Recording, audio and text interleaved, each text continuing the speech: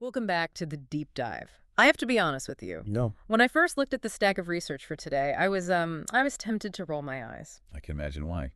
We are looking at a framework called Holochain. And if you spend any time in the tech world, you hear the phrase next evolution of the internet about, what, once a week? At least. It's become a bit of a cliche. Right. Usually it's just a faster blockchain or, a new coin someone is trying to pump. A solution in search of a problem. But then I started reading. I started with the Holochain White Paper 2.0. Then I was digging through the developer portal and looking at their roadmap. And I realized something pretty quickly. What was that?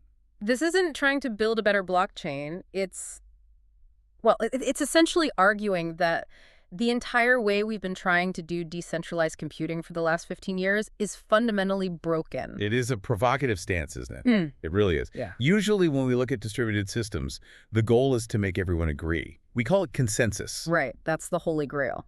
But Holochain starts by asking a much more basic, almost philosophical question. Which is, Why do we need global agreement in the first place? And the answer they come up with is, mostly we don't. exactly. And that's the hook. That's what really pulled me in. The sources we have today, the white paper, the technical deep dives on their architecture, the breakdown of their currency model, they are all pointing toward a tension that I don't think many people really stop to think about.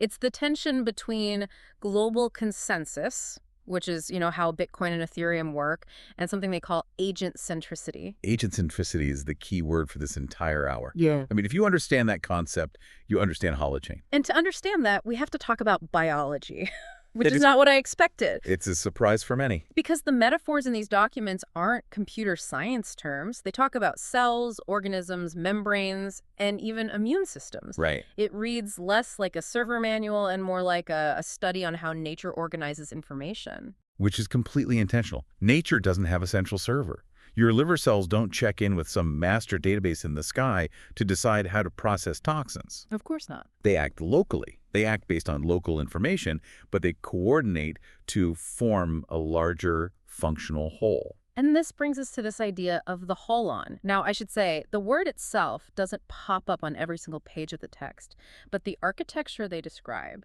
is a perfect description of it. It is. A holon is something that is simultaneously a whole in itself. It's autonomous, it's self-contained, Right. and at the same time, it's a part of a larger system. So it's both a whole and a part. Exactly. And in this framework, that holon is the agent. It's the user. It's you. You are the holon. Okay.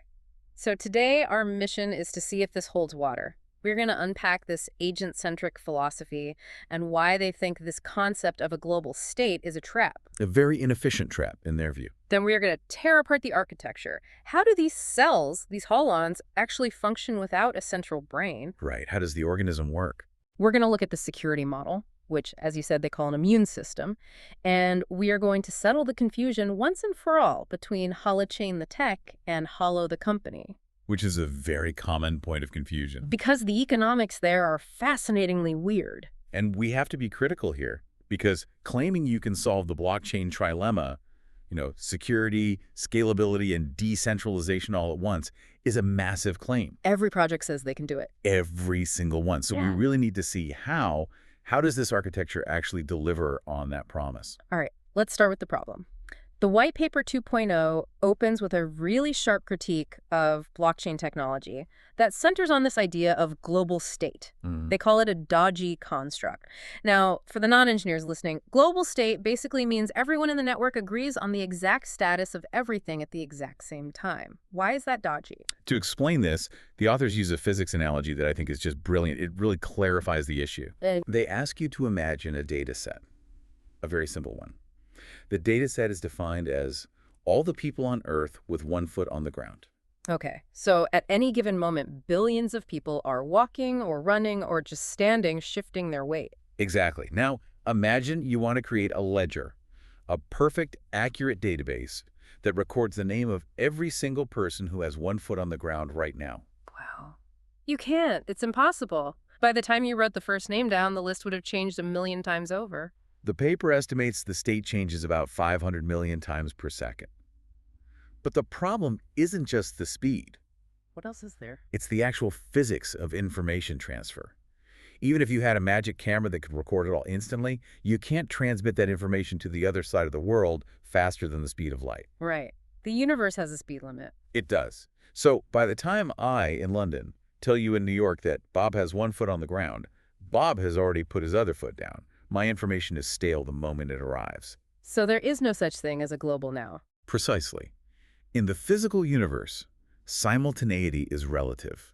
It completely depends on where you are observing from. So a global state, a list that is true for everyone, everywhere at the exact same moment, is a fiction. It can't exist. It requires an omniscient observer. It requires, for lack of a better word, God. But blockchains operate on this idea of a global state. My Bitcoin wallet balance is the same whether I check it in New York or Tokyo, so how are they achieving the impossible? They cheat. Or, maybe a better way to put it is, they force the system to stop. What do you mean? Blockchains freeze time. They say, okay, everyone, we're going to collect transactions for the next 10 minutes. Stop everything, don't move. Okay. Okay, time's up. Now we all agree on this block of transactions. This is the truth for that 10-minute window. Now, we move to the next 10 minutes. That's the block time. That's why transactions aren't instant. It's an artificial synchronization. Yeah. And the cost of that is massive. It creates a gigantic bottleneck. Because everyone has to wait. Everyone has to wait for everyone else. If everyone has to agree on the global state before we can move forward, the network can only move as fast as its slowest necessary component. It's like trying to have a conversation where everyone in a stadium has to agree on the sentence before you can say the next word. That's a great analogy. You'd never finish a sentence. Ever. And that is fundamentally why blockchains struggle to scale. The very thing that gives them their security, this global consensus, is what strangles their performance. So Holochain's question is, why are we doing this? Yeah. If I want to send a message to you or send you some money, does the guy in Antarctica really need to know about it? Does he need to validate it right now in this block? Probably not, no. That is the core philosophical shift to agent-centricity. They argue that reality isn't global, it's experienced locally. You know your foot is on the ground, I know my foot is on the ground. Okay. We build the network from these local truths, from these Holons outward, rather than trying to push some impossible, fictional global truth downward onto everyone. Okay, so let's dig into this agent-centric model then. Let's make it concrete. In a typical web app, like, say, Facebook, the center of the universe is the Facebook server. Right. My data lives there. In a blockchain, the center of the universe is the ledger, the global chain. My data lives on the chain. Correct. In Holochain, where does the data live? It lives with you. The entire architecture is built around something called a source chain. A source chain. Think of it like a personal journal or a diary. A diary that lives on your device, your phone, your laptop. But a diary is just a text file. This has to be more secure than that, right? Oh, absolutely. It is. It's a cryptographic ledger, just like a blockchain, but it's your blockchain. It belongs only to you. So, explain that. Every time you do something in a Holochain app, send a chat message, log a temperature reading from a sensor, make a transaction, you create an entry. Okay. You sign that entry with your private key, and you add it as a new page to your source chain. So I am literally the author of my own reality. Nothing gets added to my record, to my history, unless I personally sign it. That's the sovereignty aspect. Mm-hmm. You possess individual agency. In this model, the agent is the primary unit, the center of its own universe. This is where that Holon concept really clicks into place for me. Yes. You are a self-contained entity, a whole. You have your own history, your own data, and your own keys. You function autonomously. But if I'm just writing in my own diary, that's not an internet. That's just me talking to myself in a room. Right. A Holon has to be part of a larger system. It's a whole, but it's also a part. So how do these individual cells connect to form an organism? That connects us directly to the biological metaphors they use in the code itself. Mm. The documents define the rules of any given network as its DNA. Literal DNA? Or is that just, cute code speak? It's code speak, but the function is identical. Mm. In biology, every single cell in your body contains the same DNA. That DNA tells the cell how to behave, what proteins to build, how to recognize other cells from your body, and how to identify foreign invaders. Okay, makes sense. In a Holochain app, the DNA is the compiled code of the application. It's the set of rules. So if you and I are both using, say, a distributed Twitter clone built on Holochain, we both have an identical copy of that app's DNA on our laptops. Exactly. And that DNA defines the rules of the game. It defines what a valid tweet looked like, how long it can be, who can delete what, and how we talk to each other. And the sources mention zooms? Is that part of this? It is. Zooms is short for chromosomes. Ah, of course. They're just modular bits of code. A developer might write a chat zoom and a file storage zoom and then bundle them together into the app's DNA. It just makes development cleaner. Okay, so I have my identity, which is my agent keys. Yes. And I have the rules, which is the DNA of the app I'm running. Right. Together, the white paper says that makes a cell. Yes. The cell is the runtime instance. It's the living, breathing Holon in the system. It's the combination of who you are, your unique identity, and what rules you are following the shared DNA. And this is crucial, right? Because if I try to change the DNA... You're no longer part of the same organism. If I try to hack the code on my machine to give myself 1 million followers or something... You are no longer running the same DNA. Because the hash, the code changes. The hash is like a digital fingerprint of the code. Exactly. The fingerprint, if you change one line of code, one single character, the fingerprint changes completely. So if you try to talk to me with your hacked DNA, my cell looks at your cell's fingerprint and says, wait a second, your DNA hack is wrong. You aren't part of this organism. And it just ignores me. It ignores you. It's like a cell rejecting a foreign body. Security starts at the genetic level. So it creates a boundary. Another term from the papers is a membrane. A membrane is a boundary, yes. Yeah. It defines who is inside the network and who is outside. It controls what comes in and what goes out. The roadmap and developer docs, they talk a lot about membrane proofs. Is that just a fancy word for a password? It's more flexible than that. A membrane proof is your ticket to enter the cell wall. It's the test you have to pass. So for a public app, like a Twitter clone? The proof might just be, I am a human, solving a CAPTCHA. But for a private medical app for a hospital, the membrane proof might be a cryptographic signature from a hospital administrator. I see. If you can't provide that valid proof in your Genesis entry, the very first page of your journal when you join, then no one else in the network will ever talk to you. You're outside the membrane. This is really interesting because it implies that the internet becomes not one giant open space, but a multitude of small, secure, distinct networks. It creates neighborhoods or distinct organisms. You don't have to share your data with the whole world, just with the other cells that are part of your specific membrane, playing by the same rules. Okay, so we have the cells, we have the DNA, we have the membranes. Now let's talk about the communication, because this is the part that I think usually confuses people. If there is no central server and no global blockchain to look at, how do I actually send a message to you? The documents all point to something called a DHT, distributed hash table. The DHT is a glue. It's the connective tissue between the holons. If your source chain is your private, sovereign space, the DHT is the shared public space where you interact. We use DHTs in things like BitTorrent, don't we? To find files without a central tracker. We do. It's a well-established technology for finding data without a central index. In Holochain, it's used in a very specific way, through a process called sharding. Okay, walk us through the mechanics of that, step by step. Okay, imagine the network isn't a server, but a giant circle, like a huge round table.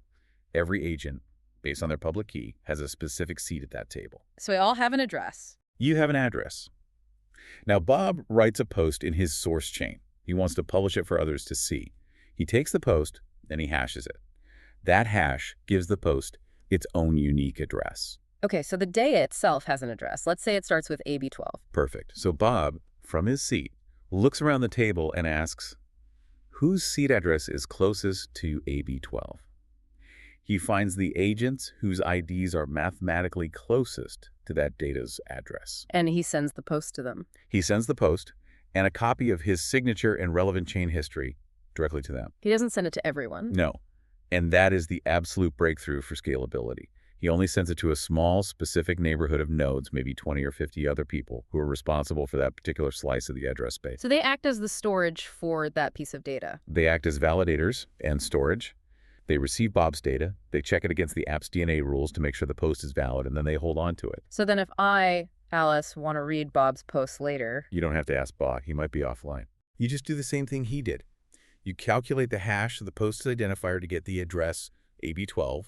You ask the network who handles this neighborhood, and the DHT points you to those validators. And they send me the data. They send you the data. This fundamentally changes the scaling equation, doesn't it? Because in a blockchain, every single node has to store every single transaction, the entire history of everything. Right. In Ethereum, if the network grows, the burden on every node increases. The ledger just gets heavier and heavier. It's unsustainable. It is. But in Holochain, because of this sharding, as the network grows, you have more storage space and more computing power available. Because every new user brings a new device, a new phone, a new laptop, and that device shoulders a tiny random shard of the total network load. Exactly. The load is distributed more widely. The capacity of the network scales with the number of users, not against it. It's biomimetic. It's like you said before. An organism gets stronger as it adds more cells, not weaker. I want to challenge this with a scenario from the white paper that I found really compelling. It's the island analogy. Yeah. Because we are so used to cloud apps, where if the internet goes down, the app is it's a useless brick. This is the classic partition tolerance test in distributed systems. Okay, so set it up. Imagine you have a community on a small island. They're using a Holochain chat app and the supply chain app to trade food locally. Their only connection to the mainland is a single undersea fiber cable. And a shark bites the cable. The classic shark problem. The internet connection to the rest of the world is gone. Now, if they were using a cloud app like Slack or a global blockchain like Bitcoin, what happens? Everything stops working instantly. Yeah. You can't reach the server, you can't sync with the global ledger, you can't transact. The spinning wheel of death. Total paralysis. But with Holochain, you have to remember, where does the data live? On their own devices, in their individual source chains. And how do they communicate with each other on the island? Peer-to-peer. Through their local Wi-Fi network, presumably. Exactly. Yeah. So even though they can't talk to the mainland, the cells on the island can still talk to each other. They can still gossip data within their local neighborhood. They can keep trading fish for coconuts, keep chatting, and keep functioning as a local network. The Holon, or in this case, the local organism of Holons, survives even if its connection to the larger organism is severed. It's self-sufficient. And here is the magic part. When the cable is fixed a week later, they reconnect. The island network and the mainland network merge. They gossip all the history they missed to each other. The DHT automatically heals and syncs up. No data is lost. That implies a kind of resilience that we just don't have in our current tech stack. It's what people call local-first software. It treats global connectivity as a luxury, a helpful bonus, not a requirement for existence. Okay, but let's play the skeptic. This all sounds great. I have my own ledger. I control my own data. But if I control the ledger, can I just lie? What stops me from just writing, I have $1 million in my journal and trying to buy a house with it? A fair and crucial question. If there's no central bank checking my balance, no global ledger to verify against, who are the police? This is where we get into the immune system. And this is probably the most technical part of this deep dive, so let's break it down carefully. Let's do it. The first layer of defense is what Holochain calls intrinsic data integrity. Which means? It means you can't just go back and edit a page in your journal. Your horse chain is a hash chain.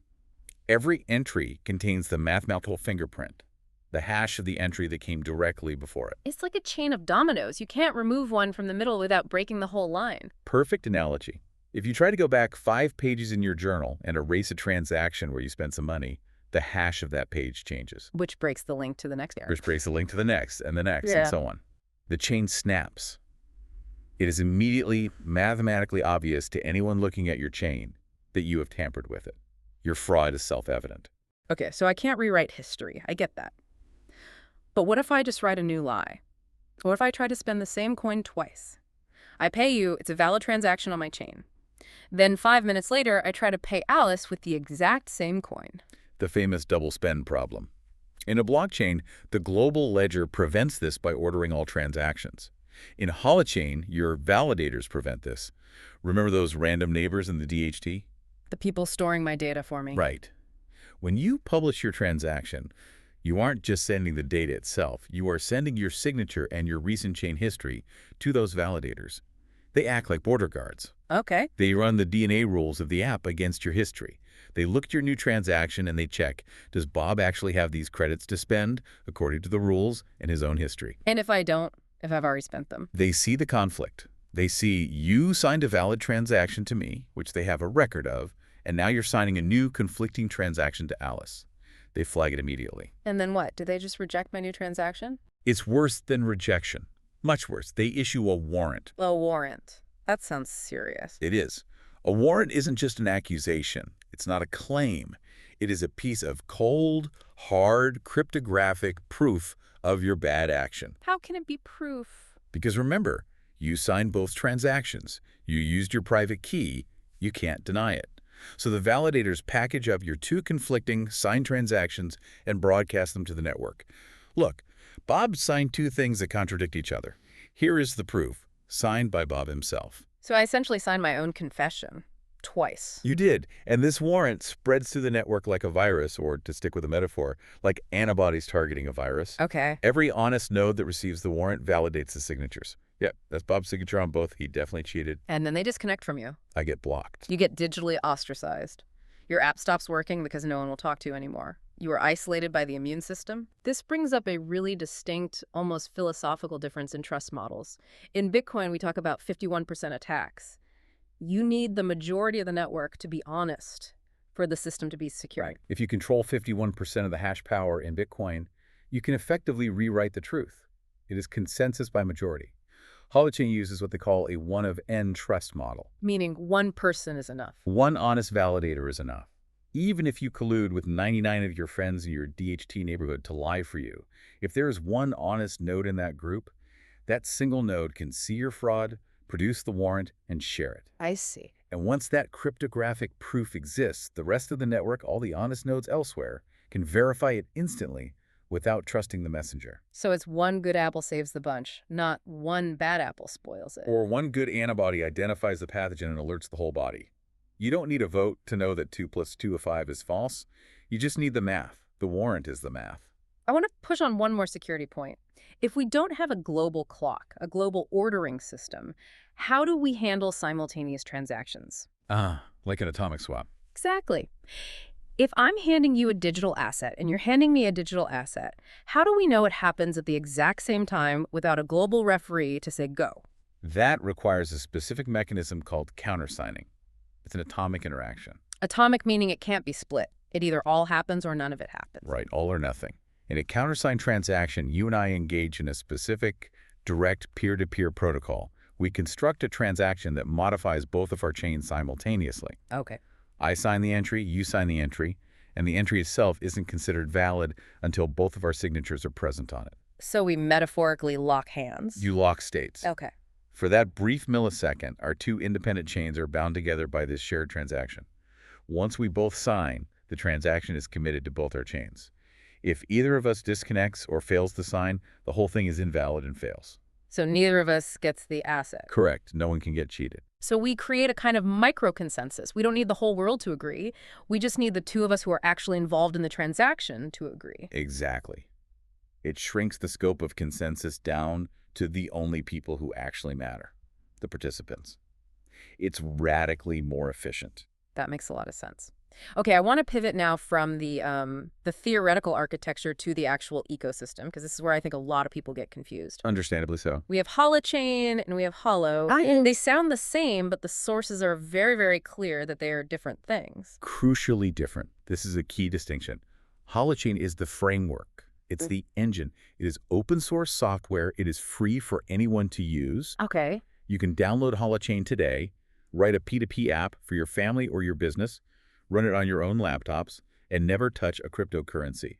There are no tokens, no fees involved in the Holochain protocol itself. Okay, so Holochain is just the software layer, the recipe. Correct, but then you run into what you might call the grandma problem, or let's just say the mainstream usability problem. Which is, most people on Earth are not going to install a distributed node runtime, generate a 24-word seed phrase, and manage private keys just to look at cat photos. Exactly. If you ask a billion web users to install special software to view a website, you have lost them. It's a non-starter. They want to type facebook.com into Chrome or Safari and have it just work. So how do you bridge that gap between the hardcore P2P world and the normal web user? That is what Holo is. Yeah. Holo is a company that is building a specific application on Holochain. It's a hosting bridge. A bridge. It allows regular users to access Holochain apps through a regular web browser, just like they access any other website. But the app has to run somewhere. If it's not on the end user's device and it's not on a central Amazon server, where is it? It runs on a distributed network of holoports. Okay, what's a holoport? It can be a dedicated piece of hardware, a small computer, a mini server that sits in people's homes, or it could be software you run on your existing computer. The people who run these are called hosts. So I can buy a little box, plug it into my wall next to my router, and start hosting decentralized apps for other people. Yes, you become a part of the cloud. The slogan they use is, "The crowd becomes the cloud." I see. Instead of Amazon Web Services or Google Cloud owning all the data centers, thousands or millions of regular people own the hosting infrastructure. And why would I do that? I'm Well, probably not running a server 24/7 out of goodness my heart. you do it to get paid in HoloFuel. Okay, here we go. We've arrived at the crypto token. We have Is this just like Bitcoin? Is it volatile? Is it meant for speculation? the economics of HoloFuel are actually quite distinct, and this is a really important part of their design. The white paper describes it as a mutual credit currency, not a standard crypto token. Okay, you have to unpack mutual credit for us, because that sounds like an accounting term, not a currency. Think of it less like gold coins and more like a massive distributed ledger of IOUs. A bar tab? A global bar tab is a great way to think about it. In Bitcoin, coins are mined. They are created from thin air by solving math problems.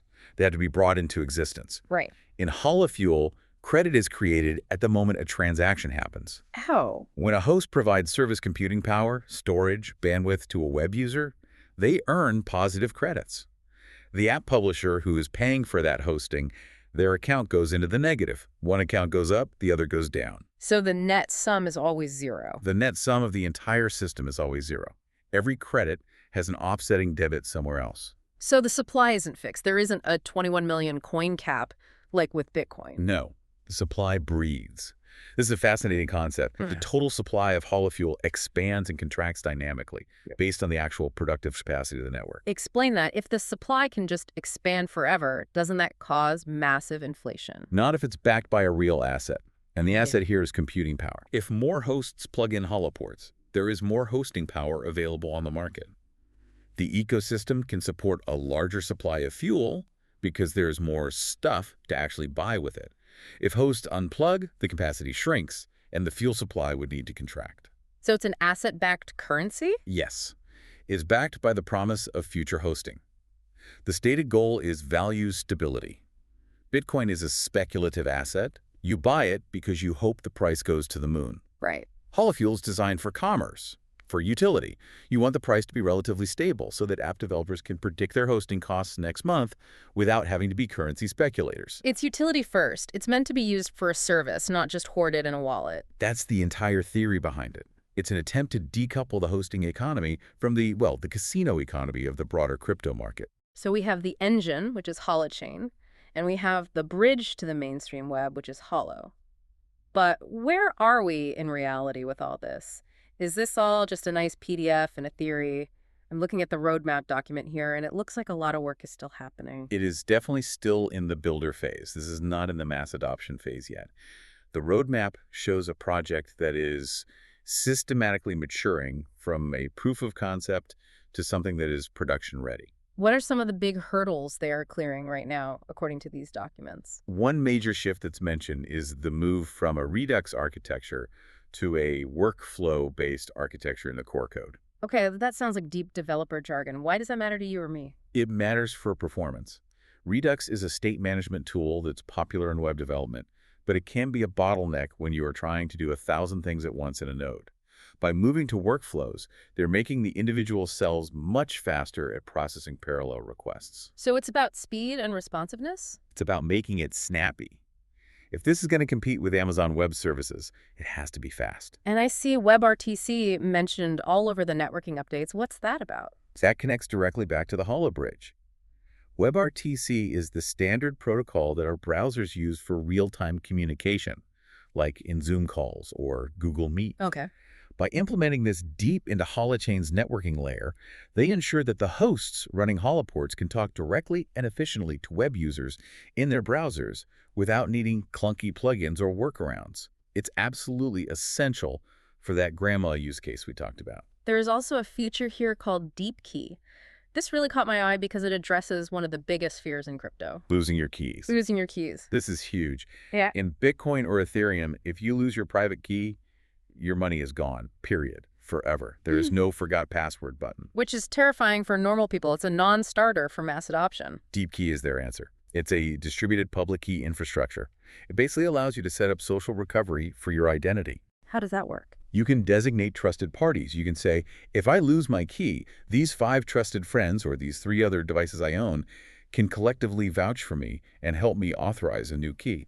So it brings the safety net of a forgot password feature, but without giving a central company the power to access or seize your account. Exactly. It makes self-sovereignty manageable and humane. It acknowledges that humans make mistakes and builds a system that can recover from them gracefully. So, okay, let's assume they pull all this off. Assuming the roadmap hits beta, the network is stable, and the holoports fire up. Right. What does this actually change? Why should business or developer care? Well, the sources make a pretty massive claim about cost. The 10,000x cheaper than blockchain claim. That's the one. And that number comes down to the fundamental efficiency of the agent-centric model. And to understand it, you have to distinguish between two types of data, rivalrous and non-rivalrous. This was my biggest aha moment reading the white paper. It's such a simple but powerful idea. Break this down for us. Okay. Think about a social media app, Twitter or X. If I like your tweet and you like my tweet, does the order in which those two things happen matter to anyone? No, of course not. Does the entire world need to stop and form a global consensus that host speaker liked expert speaker's tweet at 12.01.05? No, that would be insane. It's trivial data. That is non-rivalrous data. It doesn't conflict with other data. And the truth is, 99% of the data on the internet is non-rivalrous. Posts, likes, shares, sensor data, application logs. And Holochain handles this data differently. It handles it incredibly cheaply because it requires almost no consensus. You just write it to your source chain and publish it to the DHT. Done. It's a tiny amount of work. But blockchains treat everything like it's a bank transaction. Exactly. Blockchains treat alike with the same level of security and global consensus weight as $1 million wire transfer. It is massive overkill. It's like hiring an armored truck convoy to deliver a postcard. And rivalrous data. That's the stuff that actually needs that level of security. Currency is the classic example. A specific coin can only be in one person's wallet at a time. Usernames. Only one person can be at host speaker on a platform. That data is in conflict. It's rivalrous. And Holochain handles that data differently. It creates a specific consensus gadget, as they call it, just for that purpose. It uses the heavy-duty witnessing and countersigning we talked about earlier, but only when absolutely necessary. So it's context sensitive. It doesn't waste enormous amounts of energy and computation securing things that don't need that level of securing. That is where the 10,000x efficiency claim comes from. You aren't burning rainforests to store cat memes.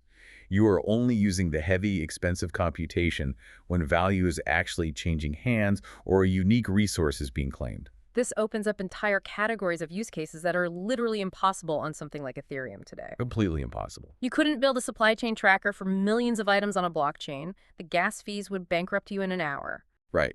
But with Holochain, because the storage and computational costs are distributed to the edges, to the individual Holons, you could theoretically track every coffee bean from the farm to the cup without needing a central server and without paying per transaction gas fees. It feels like we're looking at a fundamental shift from a focus on financialization to a focus on collaboration. That's a great way to put it. Blockchain is really, really good for creating money and financial assets, but Holochain seems to be built for everything else. It's built for coordination. It's built for social applications. It's built for organisms. Let's wrap this up. We've covered a lot of ground. We've gone from the one-foot-on-the-ground philosophy to the cell and DNA architecture, the immune system security model, and the unique economics of HoloFuel. If you had to distill this entire deep dive into a single takeaway for the listener, what is it? For me, it's about the return of the original promise of the internet. We started with this beautiful peer-to-peer dream, but we somehow ended up with 5 giant companies owning all our data and mediating all our conversations. Right. Blockchain tried to fix that centralization, but in many ways just created a new set of oligarchs, the miners, the whales, the exchanges. Holochain is a genuine attempt to give the power back to the edge of the network. To the Holon. To the Holon. Yeah. To the individual. The term they use is mutual sovereignty. You own your data, you own your keys, you are sovereign. But you participate in a shared reality that's held together by mathematical rules, not by a CEO or a majority of miners. Like a compelling vision. It's certainly harder to build than a simple database, but that resilience, that ability for the island to survive the shark biting the cable, that feels incredibly important in the world we seem to be heading into. Robustness is the feature of the century. I truly believe that. I want to leave the listener with a final thought to chew on. We talked a lot today about agent-centricity and computer code, But what if we applied that same pattern to human systems, to Huh. governance, or to voting? If we stop trying to force a single global truth on everyone, which, let's be honest, usually just means the majority forcing its will on the minority, and instead focused on local validity and voluntary connection between sovereign individuals, what kind of social structures could we build? That is the ultimate deep dive, isn't it? If we change the architecture of our tools, we eventually change the architecture of our society. If you want to get into the weeds, and trust me, the weeds are very thick on this one, go to the Holochain developer portal, read the white paper 2.0. It is dense, but it will absolutely change how you look at the apps on your phone. Thanks for joining us on the Dev Dive. Stay decentralized.